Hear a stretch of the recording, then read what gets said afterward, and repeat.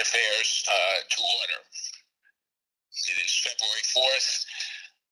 First thing I'm going to do is call the roll. Regent Bloom, Pat Riz can do that roll call for you. Okay. Record.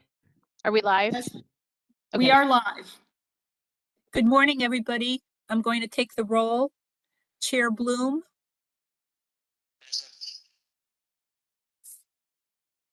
Regent Budd.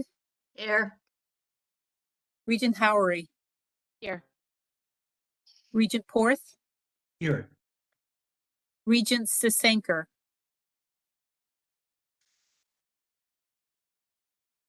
She's mute. Sorry, I'm here. Okay. Regent Noriega. Present. Regent Eovine. Regent Eovine. He'll be marked as not present at this time. Okay, Pam. Regent Bloom, you have a quorum. Thank you. First item, can I have a motion to approve the minutes? So moved. Second. All in favor? Aye. Aye. Aye. Opposed? So approved. Sorry, I apologize for this. Starting my time as chair of this committee. I'm very pleased to be here on the board and to be chair of this committee. I've been a long time, although my time with CSCU is short. I am a long time resident of Connecticut, and I'm a long time. I've been in public higher education forever, so I'm very happy to be here. The first action item, there are 4 items dealing with nursing at Southern. And I understand that Dr. Dean Sandra Boomer of Southern is here to present them.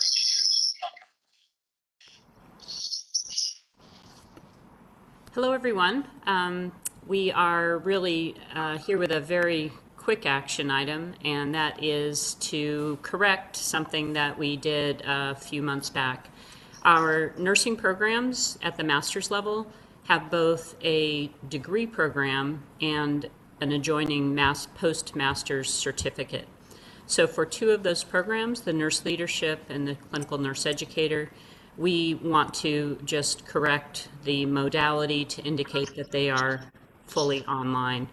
The way we're operating those programs is with a complete online curriculum, and the practicum, of course, is on ground, but that can be classified as online. So we're just making that correction with these 4 programs, and I welcome any questions that you might have. Thank you. Are there any other questions from the committee members?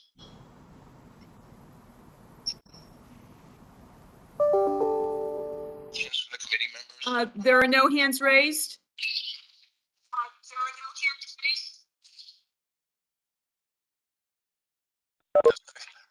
No questions. I'm sorry, no questions. No questions. Okay. We move motion to approve these 4 items.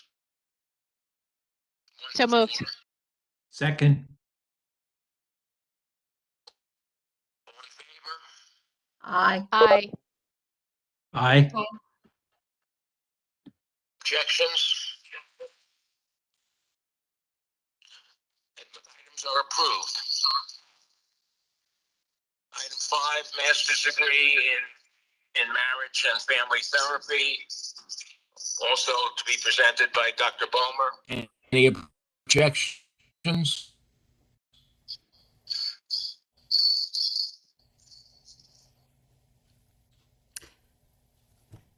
Okay, I think I'm up. The Master's in Marriage and Family Therapy program is a long-standing program at Southern Connecticut State University, very successful with accreditation and a robust enrollment. During the pandemic, we were able to shift that program and the attached clinic that we operate on our campus. We see about 80 clients a week. We were very successful in shifting those operations to virtual. And what we learned in doing that, as you read in the proposal, is that our students were very excited about that change in modality. So what we're asking for now is an official approval to offer that program across 3 different modalities to serve the students' needs. The online program that we've been doing because of the pandemic, a hybrid version where some of the courses would be on ground, Item. and then a fully online version, a fully on ground version as we've had traditionally with our clinic. The program would not have additional costs by doing that because we do offer multiple sections of each course. So we have the flexibility to offer multiple modalities within the program at one time. And I welcome any questions that you might have.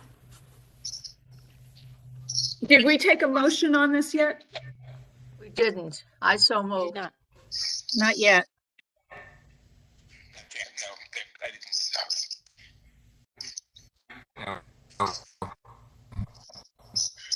We have a first from Regent Bud.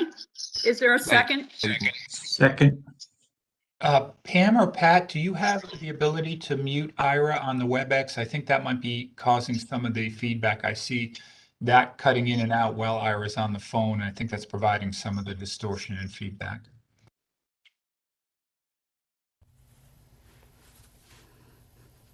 I can't do it from here. Oh, that may solve it. Okay, super. I think Pam, if okay, you so ask we- them to leave the meeting, it will work, because I've had that happen to me.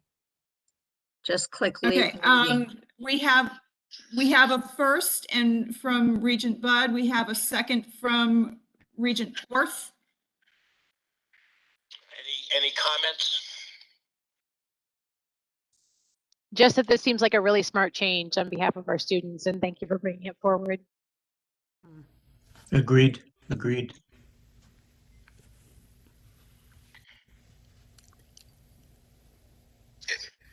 Then all in favor? Did we vote on it? Aye. We have- Aye. Aye. Aye. Aye. Motion is approved, correct? Correct. Thank you, everyone, for your support and your time today. Thank you for coming. Thank you.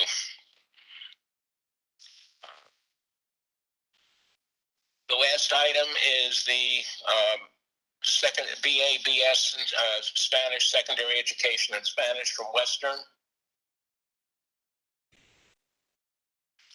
Provost Missy Alexander. Good morning. Thank you for your time this morning. This transition from on-ground to hybrid is being done to capture an audience of working adults who are interested in some of the translation capabilities that this degree offers. We have been very successful online, oddly enough, with languages this year. The technology has helped us tremendously, and we have found that our audience, particularly for adult learners, is very attracted to it. And as this is a degree that has been struggling for enrollments, we find this to be a very good next move. I think we need a motion. Yes, motion. I'll move. Second.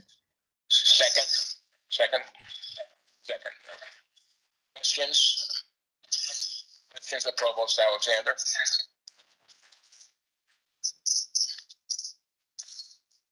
If anybody has any questions, I'm here to answer them.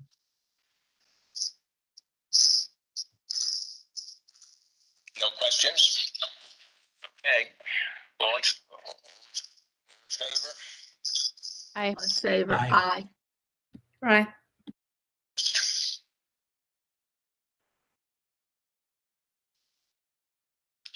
Motion is approved. Thank you. New programs, Homeland Security. Provost Alexander, don't go anywhere. And Provost Alexander, you're on. Thank you. I am sorry, my colleague seems to be having trouble getting on to this meeting this morning, so I will take his place and present the details of our Homeland Security degree. You may remember, or some of you may remember, that Western closed a Master's in Justice and Law Administration several years ago for two reasons. The first was our audience really needed the flexibility of online, and that program was not developed for that. At the same time, we saw the writing on the wall of some transitions about how people wanted to experience their advanced education in the justice and law professions. Since that time, we have hired two faculty experts in Homeland Security, and they developed this degree, which is fully online, meets the needs of many people who work in policing capacities and the training they need, but also fire and health professions also will be there. As you can see, the need for Homeland Security has really doubled, tripled in this pandemic. To manage resources, to manage crises. It also has grown and expanded in terms of climate events and disasters. So this degree was developed that meets the needs of various kinds of expertise in Homeland Security based on the industry standards. And it is also developed in a way that a person can enroll any semester.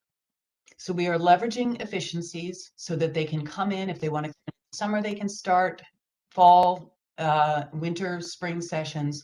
It's in what we call a carousel model. So we should not have any low enrolled classes even as we start to build capacity. Our research in terms of our own students is that there's great interest in our justice and law profession is one of our largest majors at the university. So we are confident that the early enrollments will be strong, but we hope to have a broad appeal in this particular degree. We're confident we have the capacity to staff it well, both with our internal staffing and with some talented adjuncts who already work for us. So we are excited to launch this, and we think it is a great growth opportunity for Western. Thank you. Do we need a motion on the floor first? But I have some questions. He just called for a motion? Yes. I so move. I'll second. I'll second. Can I ask you two questions? The first, I Please. would like to know if the job opportunities exist with just a BS in that you're currently giving. And how does the master's improve the job opportunities? The second one, from the material I know, and we all know that the opportunities across the country, and given online, I understand you'll draw from New York, you'll draw from other places, but what are the job opportunities in Connecticut, if there are any? And I don't think in this case it's so material, but it would be, I would like to know. So the research we've done is that there are job opportunities in Connecticut, both for the BA and BS that we have, and the master's allows people to advance into more leadership roles. So it isn't the case that they have no training with the bachelor's degree. They have good training in the bachelor's degree, but they will move into managerial positions when they have this advanced standing. In terms of the positions available, they are very varied. We did a lot of work looking at the databases to see what people were advertising, and there are positions in Connecticut. They aren't usually called Homeland Security. They're really emergency management, crisis, etc. But it is the name of the realm. So we see that there are opportunities in Connecticut and certainly the surrounding area. Thanks very much. I appreciate that. Mm-hmm. May I ask a follow-up question, please? Sure. Regent Porth has a question. Mm-hmm. Thank you. I served for a number of years on the Governor's Unified Command, which is Connecticut's organized effort to respond to all different kinds of emergencies, storms, extreme cold weather, the pandemic, and Newtown, and many other incidents like that. And the state government has what I think is a really good structure for emergency management and emergency response, which includes a component related to Homeland Security. And so I think this is a good idea, and I certainly support it. But I would really encourage close collaboration with the state's emergency management unified command structure, which is through the Department of Emergency Management and Homeland Security, DEMIS. And there are also, I can say, that unified command structure involves many jobs at the municipal level too. Police chiefs and police and other folks, fire and emergency management contacts in every single city and town in the state. So I appreciate your last response.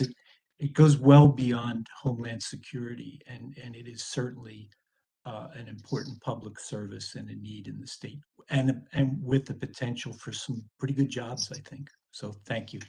And thank you for that information. If Hassan has not already reached out to them, I'll make sure that he does. Thanks. Other comments? None seen. All the question, all in favor then? Aye. Aye. Thank you. Motion is carried. Second item, second new program. Second new program is the BSW in social work from Charter Oak College. Provost Ferreira. Good morning. Happy Friday. Good to see everyone, Regents. So we're very pleased to bring to you this proposed new program for our online Bachelor's of Social Work. I think a couple of things really to highlight is, as kind of noted in the proposal, that we're really building this program to align with our CSWE standards for 2022, which align with diversity, equity, and inclusion. Also, we have met with Steve Marcellinus to also make sure that this aligns with the social work TAP program, which is a very popular TAP program. And third, with our community college tuition match scholarship, this provides a very affordable option for our students at the community colleges to then come on over to Charter Oak, because as data does suggest, students who are in this major, whether it be human services, social work realm, are actually some of our lowest socioeconomic students within the community college. So this, again, I think it highlights the importance of providing a low-cost option for our students and an ability where we can meet them where they are. I think that from an employer standpoint, obviously the COVID pandemic has highlighted the need for more trained workers in this area. Also, I think it would be great to know, with the mental health crisis going on, in particular, this is Black History Month and the theme is health and wellness. So I think it's very proper that this proposal is brought forward over here during this month to really highlight that we're trying to move in the right direction in regards to our mental health and wellness. Another thing from an employer standpoint, for example, our nursing homes used to have a 120-to-1 ratio between beds to social workers. That's now been lowered to 60-to-1. So we need double the number of social workers within the nursing home. And then also, I think that, we've shown a very successful, from a placement standpoint, a very successful model with online placements, which will need to take place in the BSW.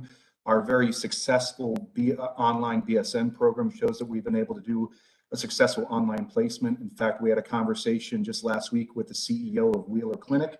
Obviously, thousands of employees across the state, they are very excited, and are just one example that they're happy to have placement for our students with once, if approved by this board. So we're really excited to bring this program forward to provide the option for our students. And with that, I'm glad to answer any questions that the Regents may have.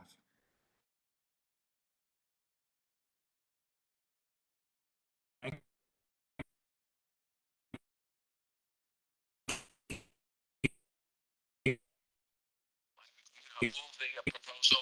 Is there a second? Second. Second. All those in favor? Aye. Aye. Motion is carried. Congratulations. Thank you. Program is approved.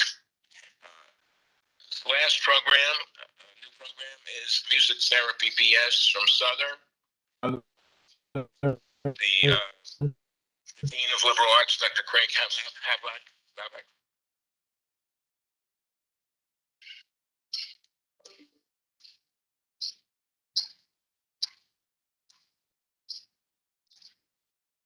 Bruce, I think you might want to take the lead on this to start, correct? Yes. Good morning. I'm Bruce Kalk. I'm the Dean of the College of Arts and Sciences.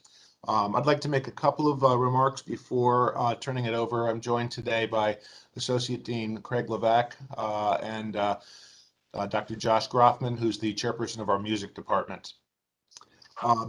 If this program were approved, it would be the only program of its kind in the state of Connecticut. New Haven is ideally located for a program of this nature. This is what many people refer to as a med ed town. We have many healthcare related entities in the greater New Haven area. The VA hospital in West Haven, one example, the Yale New Haven Health System, which stretches from Greenwich Hospital all the way to Westerly, Rhode Island, the Clifford Beers Clinic. And needless to say, we have at Southern an extremely robust College of Health and Human Services with which we could partner. We have hired a new tenure track faculty member in music therapy. A portion of her load credit would be a coordination, including establishing relationships with clinical sites and recruiting students. We have already, and I want to thank Dr. Groffman and Dr. Levac for this, conducted some outreach to community colleges for an articulation agreement that would be in the offing should this program be approved. And finally, before I turn it over to Dr. Groffman and Dean Levac, there is evidence of increasing job demand in the field that music therapists are projected to have more positions created in the coming 10 years than terminated. At this point, I'll stop and we'll field any questions to Dr. Groffman or Dr. Levac. Thank you. Questions?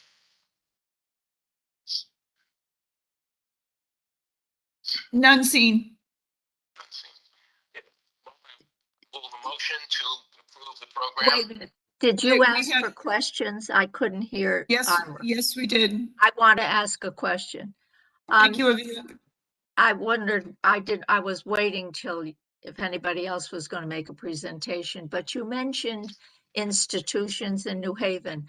I tried to understand exactly how music therapy is delivered, but when you mentioned the institutions, it occurred to me, do they currently have music as a therapy for their mental or recovery rehabilitation institutions now? Do they have people who come in on a contractual or ad hoc basis and doing this? I was curious to know what the industry is in Connecticut. I'll ask Dr. Groffman to field that question if you could. Sure. Good morning. Thanks very much for having us. To answer your question, yes, there are practicing music therapists at many of the institutions in the New Haven area and kind of throughout the state. We've spoken, Dr. Levac and I, kind of preparatory to bringing this proposal forward. We've had conversations with music therapists who are currently practicing in the Gaylord system, in the Yale New Haven Health System. And it really goes well beyond medical institutions. There's a practicing music therapist at the Manson Youth Institution in Cheshire. There are music therapists active in schools, for instance, at the ASA's Village School, which is right here in New Haven. So it really is a very kind of widespread field. And there are a number of music therapists who are already practicing. Some of them are full-time. Some of them are 2 or 3 days a week. They work in one institution and maybe then supplement that elsewhere. So there's kind of a wide variety of ways that they're contracted. Some of it is funded through philanthropy. Some of it is funded by the institution on a full-time basis. But yes, to answer your question, there are already a number of therapists. That's separate from a music program like many schools might have a music program. The music therapist, tell me the differential between being a music teacher or a music performer versus a music therapist. Sure, that's a great question, actually. There is a real difference. Music therapy is defined as music for a specific therapeutic end. So it is, it obviously is not unrelated to something where a volunteer might come in and play the guitar in a nursing home or something like that. But there's a very specific targeted therapeutic objective in a music therapy session, and that's where the training really comes in. There's a fair amount of psychology coursework in the music therapy program. There's 1,200 hours of clinical training that is comprised of observation and of sort of scaffolded conducting of music therapy experiences, and so it is. And as you may know, there's currently title protection in the state of Connecticut, which actually makes it a felony to claim to be practicing music therapy without the board certification music therapy credential, because it is a medical intervention. It is a trained field that you really need to be a trained music therapist to sort of understand what are the tools of music therapy, what are the specific psychological or physical or health goals that you're pursuing in an intervention, and how those can be achieved in a kind of a medically responsible way. And you can do that with a bachelor's. You don't need a master's degree or. It is a bachelor's level entry. Yes, you need the MTBC credential, which is it's an exam that you sit after finishing the bachelor's degree, and with that credential and the undergraduate, you're eligible to work as a music therapist. Yes. Thank you so much. That clarifies it for me. Sure. Thank you. May I ask a follow-up question, please? Regent Porth has a follow-up. It's a follow-up to Aviva's question, Regent Bud's question. Who is providing this service now? And how prevalent is it? How accessible or available is it? How available is music therapy currently? Right. It is fairly widespread. Like I said, we've been able to make connections with a number of music therapists who are working in most of the major health systems, who are working in nursing homes, who are working in schools. So there is a lot of music therapy already happening.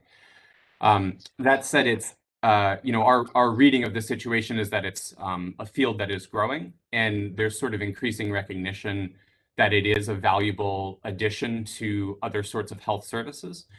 And so what we see, and this is mentioned in the application, that at the kind of the national level, there's increasing funding. There was a bill designed to increase access for veterans through the Veterans Affairs Administration. There was about $20 million poured into music as a health service related research. So there's a lot of kind of energy and money that's flowing to the field. In Connecticut, the American Music Therapy Association has been pursuing licensure for a long time, which is related to title protection, but essentially would kind of bring the scope of practice for music therapy under sort of protection of law. And what that would be anticipated to do would be to increase coverage by insurance companies of music therapy services, which obviously would lead to it being, sort of more widely available for people for whom that's important. So to kind of circle back to your question, there are a number of music therapists already practicing in the state in these different institutions. That said, I think there are going to be more music therapists needed. We have a letter included in our application from Jen Sakira, who's the owner of Connecticut Music Therapy Services. They're a contractor. They contract with music therapists in the state. And the sort of the tenor of their letter is, we would like to hire your graduates. We need Connecticut-based students who become Connecticut-based music therapy students. Music therapists, sorry. Right now, the only training that's available is available out of state. They have to go to Massachusetts. They have to go to New York. And then sometimes they don't come back, right? So our real sort of opportunity is to train students locally who then become members of the local workforce. Thank you. And just one quick question. In your application, I think it also noted that you have some music major students now who would also be interested in music therapy if it were offered as a major. Is that an accurate read of that? We do. I don't expect that to be a real significant sort of transfer. We anticipate that the BA in music will remain, well populated and serving a pretty vital population. There is a real difference, and this goes back to the first question we fielded. Music as as I learned it as a composer, right? Is it's an aesthetic thing and it's a commercial thing, and it's really very different than music therapy, which has the psychology coursework. It has the clinical component. So we do expect that a few students perhaps would sort of move into the field, and there's certainly a lot of interest in it. But it is really, we anticipate a new sort of slice of the Connecticut student population who would be enrolling in this program, and that there's a lot of rigor in the program. There's there's this real health component, and so I think students right now who want to do music therapy, they tend to know they want to do music therapy, and right now they're going out of state to get that experience. So I think yes, some transfer, but also I would say a significant portion of a new population. Great, thank you. Any other questions? Holly Regent asked Bud, did my you have? question. Okay, excellent. Regent Bloom, there are no other questions. Thank you. Okay.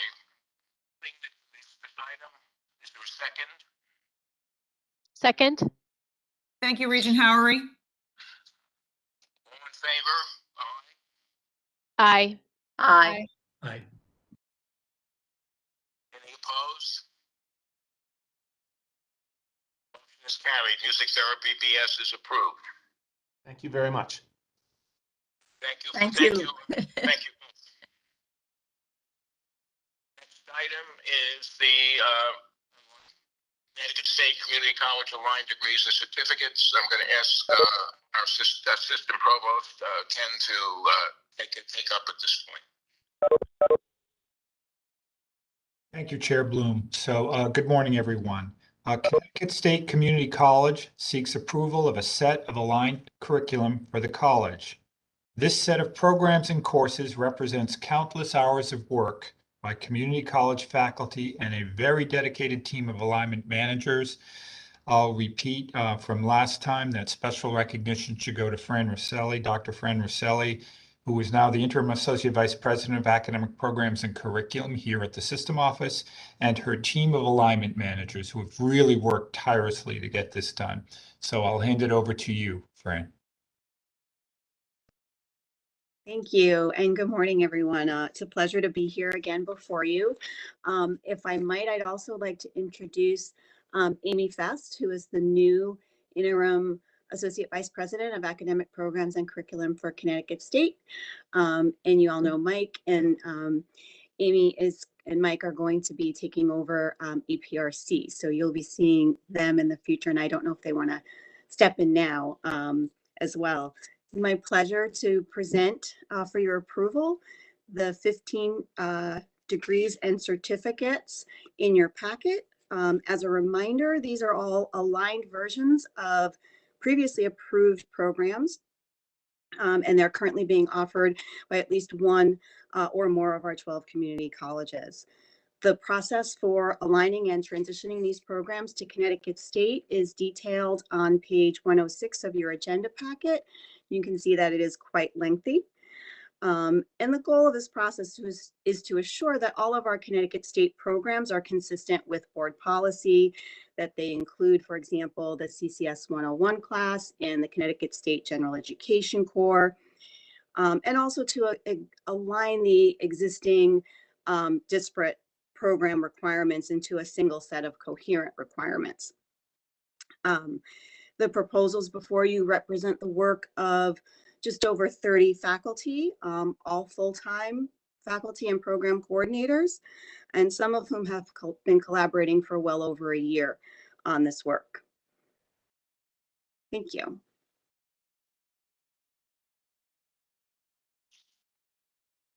Comments, questions? Professor Sasankar's hand is raised. Alina? No.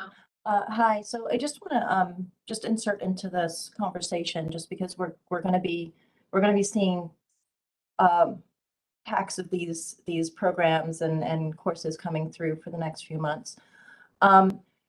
Some months ago, I know that I'd forwarded some concerns about the portion of the review that comes from the 12 colleges. So on page 106 of the packet, there is a really long sort of workflow as to how curriculum is reviewed for the consolidated college. And it is really in depth.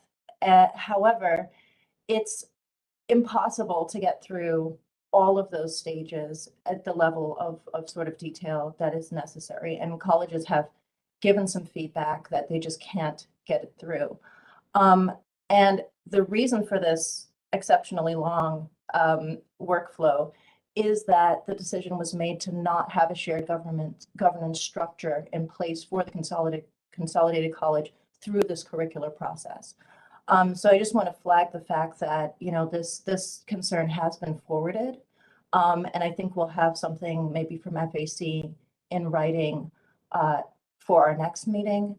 But certainly the 12 campus level of review is not where it could be. And, you know, again, these transitional committees are not true shared governance committees in the sense that they are not representative. So just want to make sure that we have that as part of this conversation. May I respond? I would actually both agree and disagree with Kalina on this one. The Aligned Program Review Committee is a fully representative body. We have members from all 12 community colleges. They are able to report back. Some of them attend their curriculum committee meetings or their academic senates to collect feedback and to ask for votes. And so that is where I think I disagree. I do think it is a representative body and is a good reflection of shared governance. I do agree that we do not have full participation from the community colleges on the endorsement phase. We still have a number who will not take up votes on this. So, and I don't know if Mike wants to add anything to that. No, Fran, I think you covered it. Thank you. Hi, everybody, and hi, new regents who I haven't met yet, Mike Stefanowitz. And I will just, I guess, just ask a question or clarify one thing. Dr. Sasenker had mentioned that there was a decision made not to develop a shared governance body. And I guess I would disagree with that assertion. We do have not just the APRC, which is representative and has all 12 colleges, but we also have the Students First Academic and Student Affairs Consolidation Committee, which was developed in early 2018 as a transitional governance body. I know there have been a lot of questions and concerns raised about that body, but that body does exist, and we've welcomed participation from all of the colleges, as well as elected members from FAC and various other councils. And the APRC does report to that. So I don't want to tie us down, you know, kind of arguing maybe about semantics, but I do feel that there is a transitional governance structure in place, and that all of this flows through that. I will also just add that I think the process we're going through now with aligned curriculum is a more intense process than any curriculum has ever gone through for Connecticut State Community Colleges. The APRC committee has spent numerous hours carefully vetting these courses. We have some numbers that we've tallied last semester alone. It was over 2,000 hours spent on alignment at over 23 meetings. Folks who have participated in that process have said it's a wonderful review process and have gotten valuable feedback and have changed curriculum based on that process. And the process we use, where curriculum is designed by a discipline work group, shared with others in the discipline. Then it comes to APRC for an initial review by people from multiple disciplines from around the state. Then it goes back out for endorsement, actually allows for every single faculty member to weigh in on the curriculum should they choose. I do understand that people would like more time. We have a tough timeline, but that's partly due to delays that have happened over the past few years.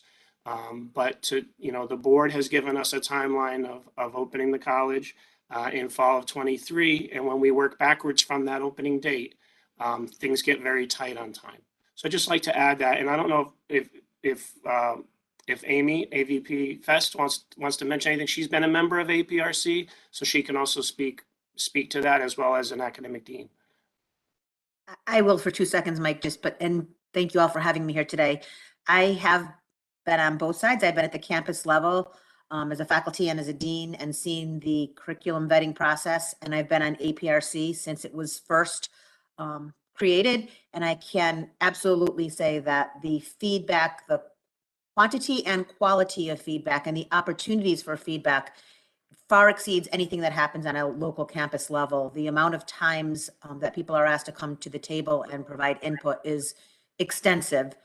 And I feel very, very confident that anybody who would like to provide feedback at multiple points of the process do have the ability to do it if they so choose to take that opportunity. But I agree with what Mike said. It's more of a problem of people, and Fran said, not wanting to take the opportunity, not that they don't have the opportunity. If I may follow up, I did hear that that suggestion that it was a choice at the colleges to not take the opportunity to give feedback. And but I know that Mike and Fran are both aware that there has been communication from the colleges that just logistically it is impossible. I mean, just as this committee couldn't possibly look at each one of these programs and proposals at the level of detail that we, for example, just gave the previous program that came through here. So despite the fact that there has been some resistance to even participating in the process, should we choose to participate, it is just, we can't keep up with the pace. And I think that's why it is important to bring this up here at the board, because as you mentioned, Mike, it is the board's deadline that keeps us on this pace. So I just want to make sure that this conversation is had right here. So it is not necessarily a matter of choice. And again, we will forward that to the board, the concerns about just being able to keep up with that. On the question of representation and shared governance, there was a shared governance committee that designed the shared governance structure that will be presented, I believe, right, the final shared governance structure for the college. And that is certainly not in place yet. There is no Senate. There is not yet a curriculum committee, though there is an APRC.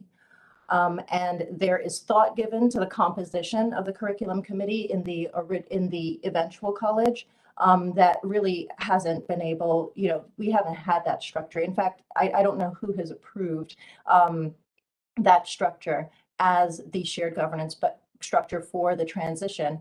But you do know that there has been much protest from the colleges in saying that that really isn't a sufficient shared governance structure. That communication has been coming for years now. And on the question of representation, I don't think it's complicated, but we keep having this conversation. So I'll try again. If you had been told that I had been representing you in some capacity somewhere without your knowledge or authorization, that is unlikely to give you any comfort. And these are bodies that are no longer elected. They had been, people left, they're not elected bodies. And to the extent that they're not elected, they are not representative. So there are certainly questions about the sufficiency of the shared governance transitional bodies, and the established shared governance bodies at the colleges are making it clear that they're unable to keep up with the pace of work.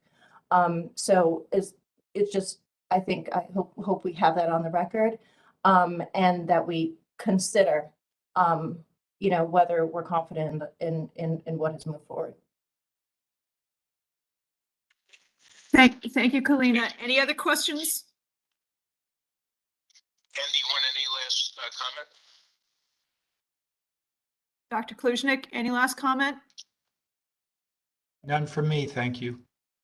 We'll take a first and a second, please. So moved. Second. Thank you, Regent Howery. Thank you, Regent Budd. In favor? Aye. Aye. Any opposed? Motion carried.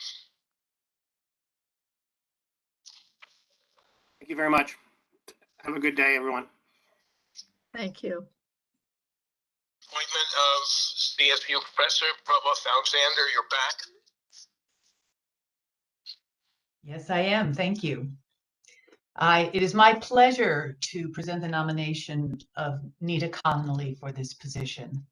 Nita has been a stellar faculty member at WCSU for many years now, bringing in some of our largest research grants in partnership with others, doing important research in the region on the spread of Lyme disease and community health, regularly including students in the research projects and having worked with her colleagues in the Department of Biology to develop a summer research program that is funded by their combined grant resources, and always attending to teaching as her first goal.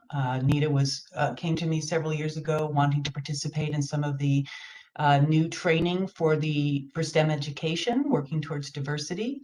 She is just a joy to work with. Honestly, I couldn't say enough about her in terms of her collegiality, her professionalism, and her talents as a teacher and as a scholar.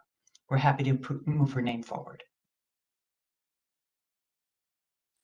Thank you. She has a very impressive record. So truly impressive. Is there a motion to approve? I've so moved. Second. Thank you, Regent Budd. Thank you, Regent Forth. Second, Regent Forth? Yes. Okay. All in favor? We need questions or Aye. discussion? Oh, sorry, yes. We can say her resume is incredible. Very impressive. Yeah. Yes. Any other questions from the floor? Seeing none. Favor? Aye. Aye. Any opposed? Carried. Please extend our congratulations to Dr. Connolly. Thank you very much. I hope in the future that the committee will have the opportunity to meet the candidates at the committee meeting. So this is great. Next item is the informational items, Faculty Advisory Committee resolution on vaccine mandate. Pam, could you try to get me in again just one more time? I don't see you in the waiting room, so could you link again? We'll try this one more time. Yep. Okay. In addition to our ex officio FAC leaders, we've been joined by Dr. Alice Pritchard, Chief of Staff.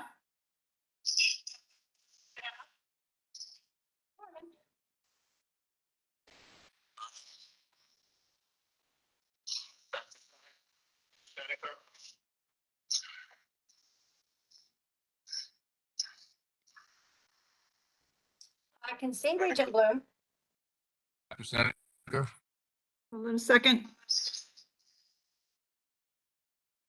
This is an informational item. Okay. Should I go ahead? I think I heard my name. Should I go ahead and introduce this?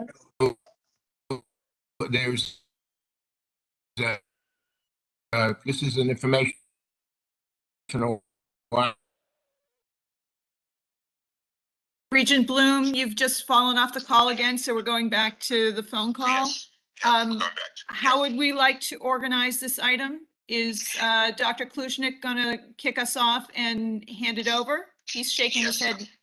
Yeah, Pam, I was simply going to invite David and, Dr. Blitz and Dr. Sisenker to make a presentation, offer an opportunity for Dr. Pritchard to respond, and then entertain questions and comments from the committee.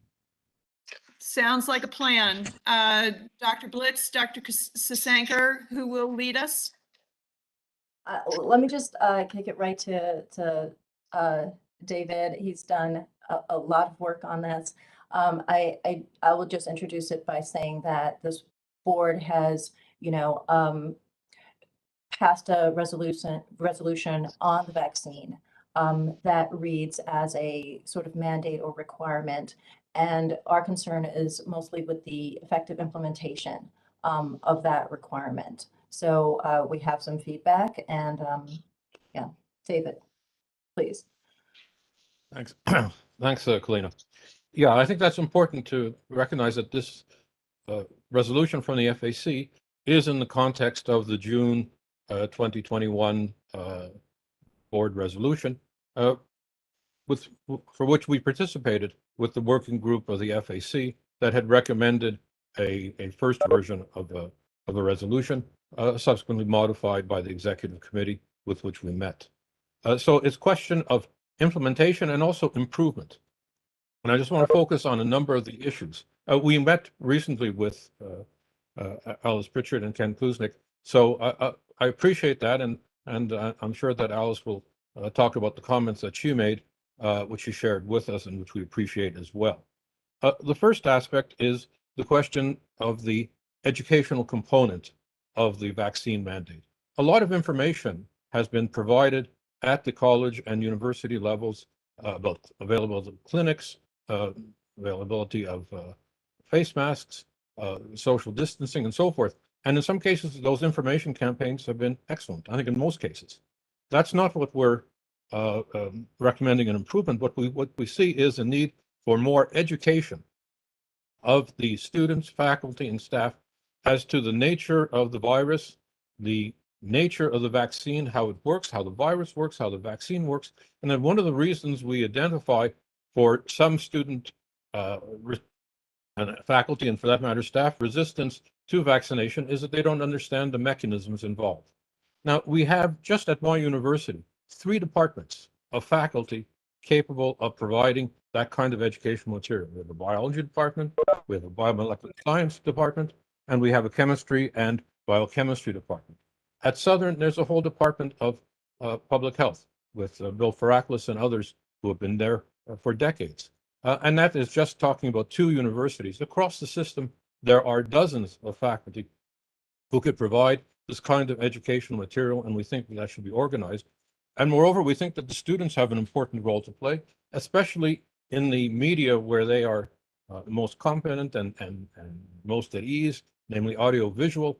We have communication students, majors in those areas, and they could be providing videos in order to persuade the reluctant students, but also to bring up questions which are new. For example, the need for boosters. So that's the first part on the education component, as distinct, for example, from the information component. Secondly, on the information component, we recommend that there be at each campus level a meeting of the presidents or their designated representatives in order to evaluate how successful the vaccination mandate is being accomplished at each of the institutions. And that may vary from place to place.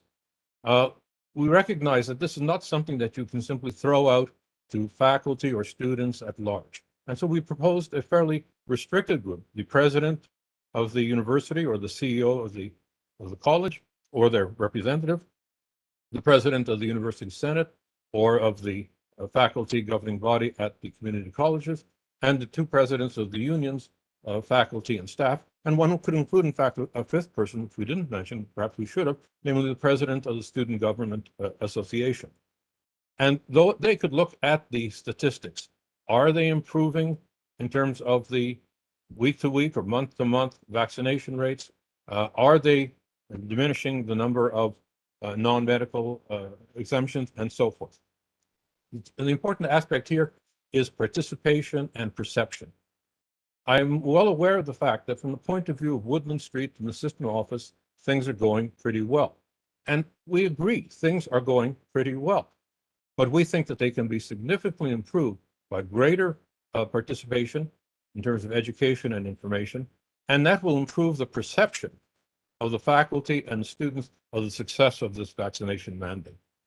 The next issue I want to talk about is the non-medical exemptions. This has been a bone of contention from the very beginning. The original Faculty Advisory Committee working group proposed no non-medical exemptions on the model of the state law, which removed religious exemptions and personal exemptions from the required MMR and other vaccinations for grade school, but that also applies, at least for the MMR, to the higher education as well.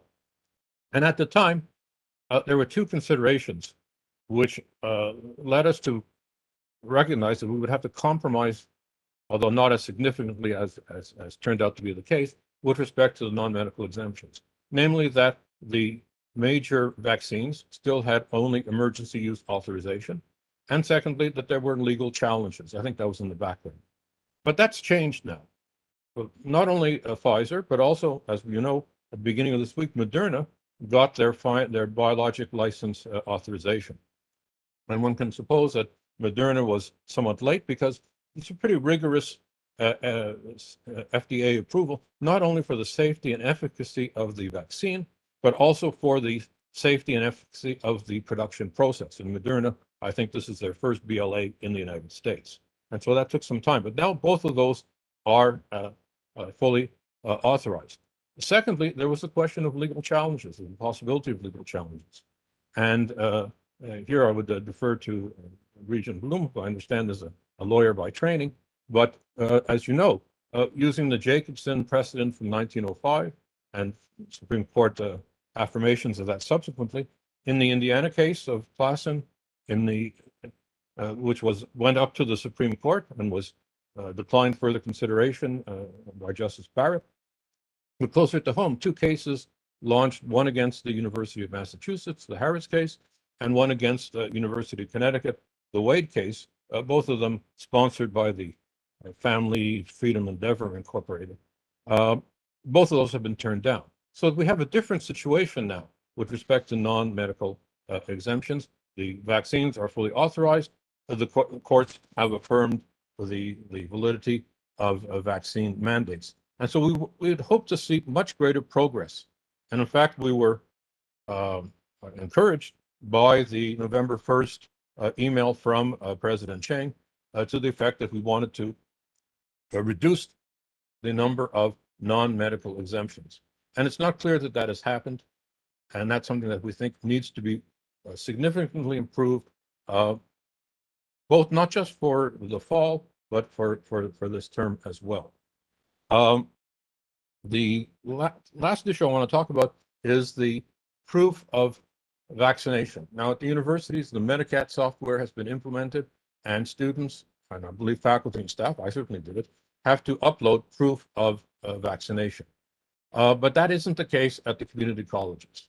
And I'm not sure exactly why that is the case, but it seems to me that the delay is not really acceptable.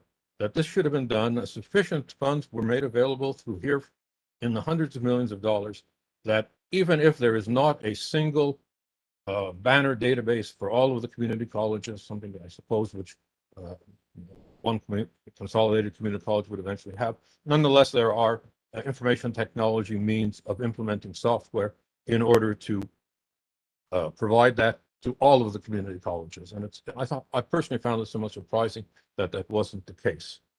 So those are the issues that we wanted to bring up. We think it's important that the board and its various committees be continually informed of this. And as I said, it's not because we want to make criticism for the sake of criticism, or that we're complaining because that's what faculty do. We are concerned about the health and safety of all the members of our community, as are you. This is a shared value between us, the system office, and the board. But these are suggestions, primary ones that we've made for improvement of the implementation of the vaccine mandate. Thank you.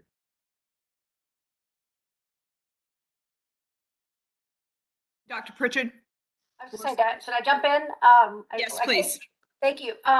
So thank you, David and Clint, as David mentioned, we did meet earlier, in the week, and I provided you a written response to some of the, items brought up by the FAC. I won't belabor them, but I do want to make one, a correction to something that David just said, which is that we do on the I think one of the biggest issues besides the non-medical exemption, which I can talk about as well, but one of the big concerns has been that we have had documentation of vaccine status, so proof of the vaccine card for university students. We have had an attestation of vaccine status for all employees and for students at the community colleges. So all of our employees are attesting to their vaccine status or submitting to weekly testing. So we have an MOA with our unions, with all of them from the universities, Charter Oak and the community colleges, that states that employees will attest to their vaccine status or they will submit to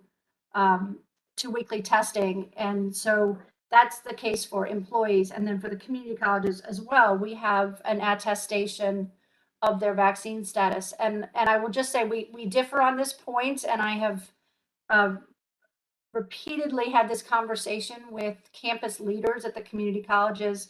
And there is, though it is possible, I think the concern here is that people would not be truthful in their attestation. I would say that that is possible for employees as well as for students.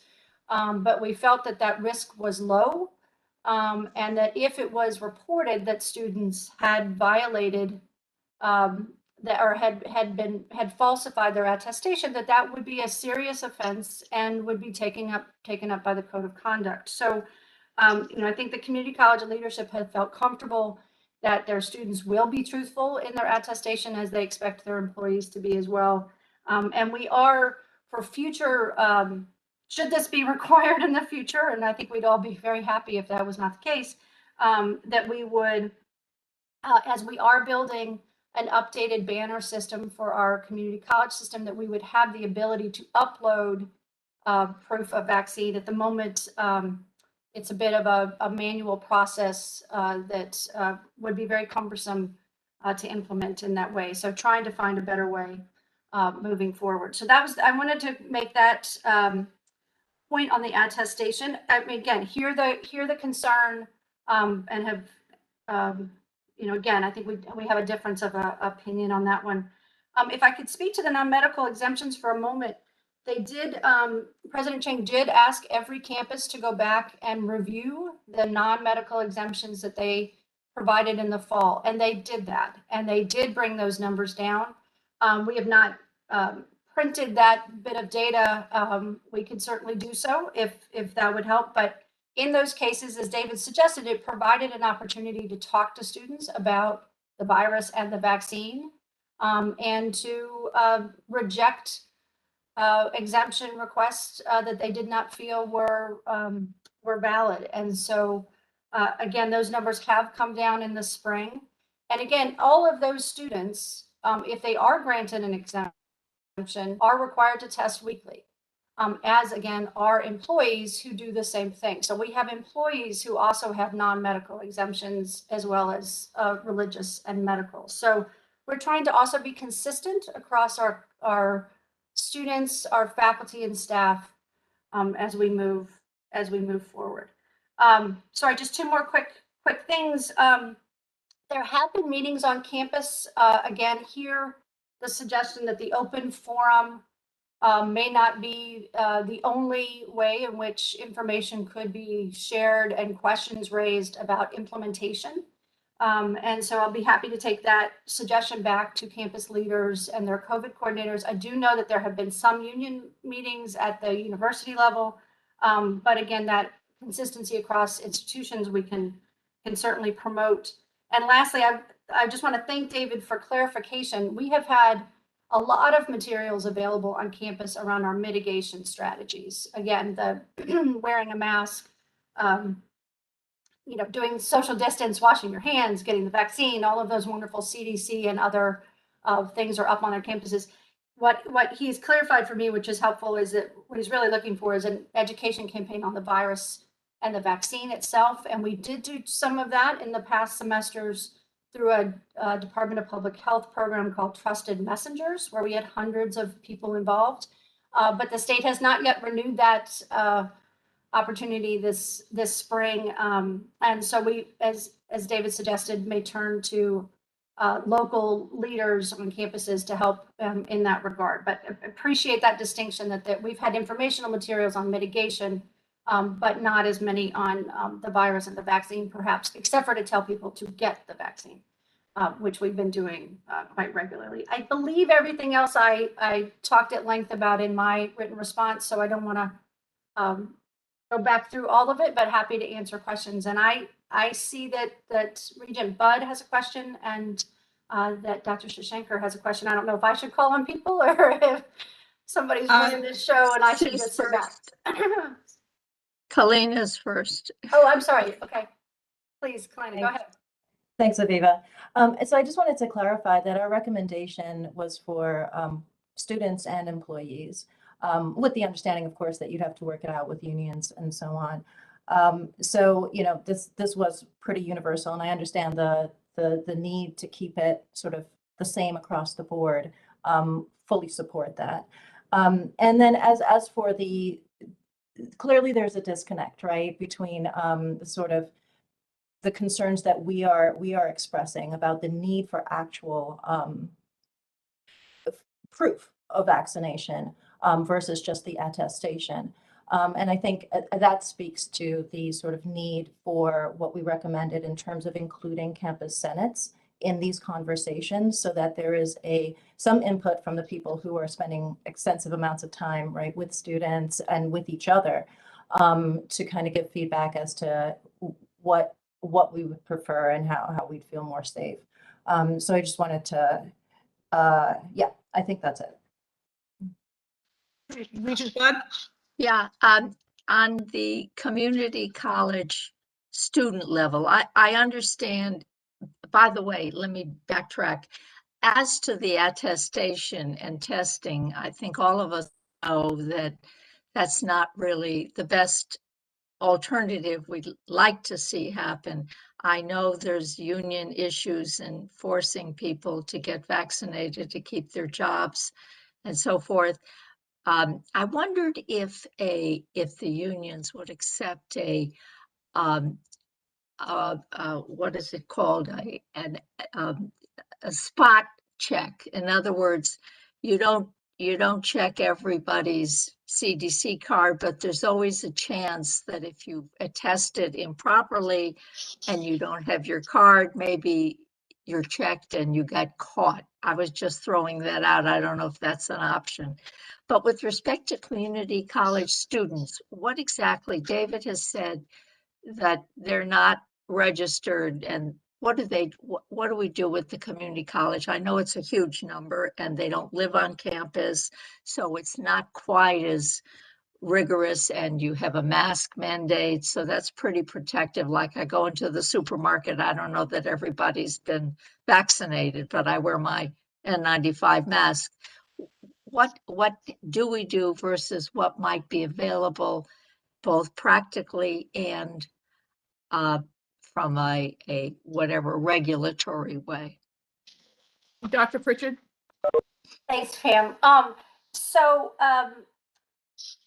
Just to your first point, Aviva, I could certainly raise the issue of a spot check with the union. I will say that their MOA only agrees that they will attest or test. So the employees are not mandated to tell us their vaccine status. If they don't tell us their vaccine status, they have to be in the testing program. So that is what the unions agreed to. That's the level of attestation. So we're doing what we can. Correct. On that side, we are doing what we can. On the student side, when they register for classes, they attest to their vaccine status. They tell us that they are or are not vaccinated. And then if they are not, or they ask for an exemption. And if they are not vaccinated and they get any of the three kinds of exemptions they can, they are required to be part of the weekly testing program. And as I mentioned in my written comments, there are consequences for not testing as you are required. So, as there are also consequences for not wearing a mask as required. So there are some consequences in place. And again, our goal is not to discipline students or employees for that matter, but again, to try to get them into compliance. And certainly, but the mask mandate as a mitigation strategy is probably one of our strongest defenses against the virus, and they're expected to wear masks at all times, regardless of vaccine status, within classrooms and certainly in hallways and libraries, et cetera. So trying to bootstrap this as much as possible, continuing to have physical distance in those classrooms as well. Sorry, did you have a follow-up, Viva? Is asking them for proof. I'm a skeptic. I don't believe in the testing. And I know the testing is not a foolproof. You can be negative day 1, 2, and positive and spread it in between. The mask is really a very, very important issue. But what about the evidence? Because everybody who's tested gets a CDC card. You may have lost it, maybe you can get it replaced, but you need it for everything today, wherever you go. Many events require it. Is that a financial huge burden to upload into some database, or I don't know. I know some smaller places do it, but a lot of places don't do it. Right. Or much smaller. Yeah. Right. No, it is something we certainly, and as I said in my message, we can certainly explore this in the future and make plans for this. We just were not prepared. We had hoped that there might be a passport, but the state was kind of slow to deliver on that. So, I mean, we have looked at different options. Certainly for the community colleges, they're very manual, as is the attestation. I mean, that's been challenging as well. But it is certainly something that we can look at. I will say I appreciate the pessimism, but I also think that, again, those who are not vaccinated, who are not truthful about that, put themselves at the most risk. And so I think people feel like, that is, it's unfortunate if people would feel that they could not be truthful. And if people know that somebody has not been truthful, it would be, very reasonable for them to report that and for actions to be taken against that student or employee. But I think that others are, the campus leaders, when we've had this conversation, are confident in the trustworthiness of their students and feel that risk is small. But it is something we will continue to look at and just want to. Also, the numbers have come down materially, so it becomes less and less urgent to go to that length. Yeah. Yes. And again, we had decided in November that we weren't, because we would have needed to decide much earlier than now if we were going to make any changes in that regard. Right. And so did not make any changes in November. And so, here we are in February. So again, we'll take it under advisement and continue to look at it for sure. The next semester. Absolutely. Absolutely. Kalina? Sorry, I'm trying to follow. So there's been a lot of conversation about what the unions have agreed to and what they have not, right? But ultimately, the largest population on our campuses are the students, right? And I'm not understanding how the unions or agreement or lack of agreement to prove is an obstacle to providing this. So, for example, at the CSUs, they use Medicat to collect proof of vaccination. Why is that not available? What is the obstacle at the community colleges? Well, again, the universities provide medical services to their students. So they already had a database in place that allowed them to help manage that care. And so this was a fairly easy thing for them to do, to get those cards uploaded and into that system. The community colleges do not have such a system. And again, that's what we could explore, is a technology solution. Again, but I think it comes back to you know, that we've been trying to be consistent about what we expect of students and what we expect of employees. And So so, are employees at the CSUs not, are they required to? no, they too have to attest to their vaccine status or agree to weekly testing. Right, so I see that as a non-issue then, right? It's the same across it. The question is, so is there some obstacle, like, is it more complicated than simply acquiring some sort of subscription or technology to provide, you know, the ability to upload proof at the community colleges? I mean, I guess I'm just getting kind of lost in the conversation here. If the situation between employees and students is identical at both the CSUs and the community colleges, the union issue is a non-issue. We upload the proof at the CSUs. We don't upload the proof at the community colleges. And I guess the question is, like, what is the obstacle? I know that there has been, you know, the process has been building it in Banner, but that is a time-consuming process, right? That probably will get it up and running long after we actually need it. And is there not something else, right? Is the difference that because the CSUs have already been using this technology, they haven't had to have the process of building? Because from this perspective, it seems as if uploading a card is fairly straightforward technology. It's as simple as just acquiring a subscription. Is it more complicated than that? Is that the obstacle? I don't know if, Regent Howard, were you raising your hand to respond? I'm happy to. Not necessarily to respond, but to note that that I assume that there is some medical privacy associated with the capturing of that immunization data and storing of it. And it may not be that any piece of software can work it, and that the CSUs already have medical information stored in a system because they treat students, makes it a little different. So it's not like we can't just put it anywhere, right? That information would have to be stored very specifically, and there's risk associated with it. And so I assume some component of this is just not any database would do, right? And so I think that's where the difference might be coming in some respects. That, and I don't know if David wanted to weigh in too. You know, again, we could continue to go back and forth about this, but No, I just wanted to say this is the kind of conversation which is helpful. I don't want to continue it beyond, you know, what is necessary at this stage, and we can certainly come back in other mechanisms to review some of the issues. I think we've clarified some of the points. I think, you know, Alice has made some of her points clear, and we've made some of our points clear, and that's the whole point of having precisely this conversation.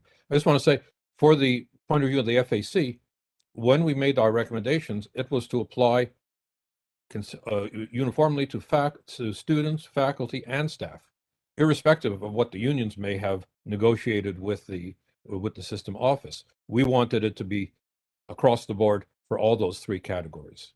And so I think this is a conversation which we'll continue to have. There's issues that are going to come up this term, one of which is the booster issue, and the second of which is whether we want to maintain the masking mandate, because it looks like there may be some changes at the state level coming up, depending upon what follows the Omicron, et cetera. So those two issues are certainly, you know, immediate ones, or almost immediate ones, and some of the others I think we need further conversation. For example, on the religious exemption issue, there's the model of the state law PA 26-1, I believe it is.